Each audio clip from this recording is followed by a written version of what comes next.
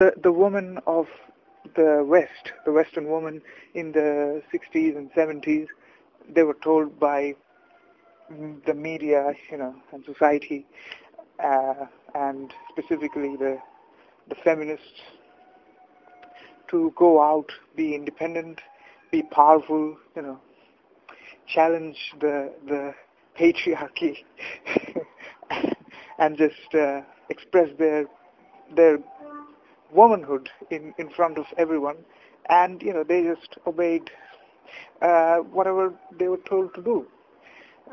So this is another example. That is another example of false belief.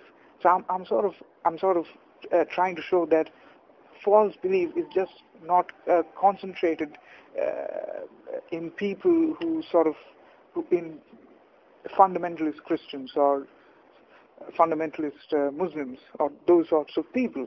It's not concentrating in those people only. It's a widespread phenomena. It exists in nearly all. It exists in almost the entire of the human race.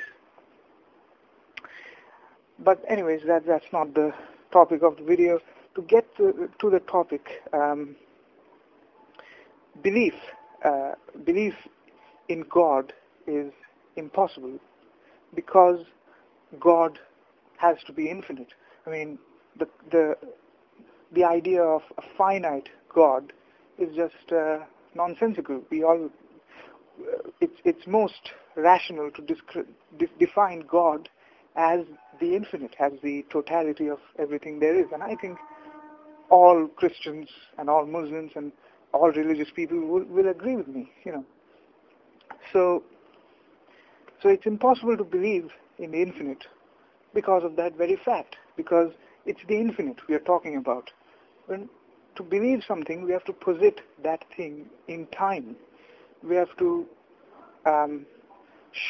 we have to be conscious of the causes of that thing. But the infinite itself cannot have any causes because it is the infinite. There is nothing outside the infinite. The whole of causality, in fact, is included within the infinite. That's what makes it infinite. And on the other hand, it's also impossible to define the totality, to define the infinite, because logic always needs a distinction between two things. And in the case of the infinite, that is impossible because there is nothing outside the infinite to make that distinction. So now you probably object, saying that, well, you say that it's impossible to be conscious of the infinite. It's impossible to believe in the infinite or logically define the infinite. But you're talking about the infinite, aren't you? But the fact that I'm saying that the infinite is beyond consciousness, basically, because logic and belief both make up consciousness. The fact that I'm saying that the infinite is beyond consciousness does not make the infinite a finite thing.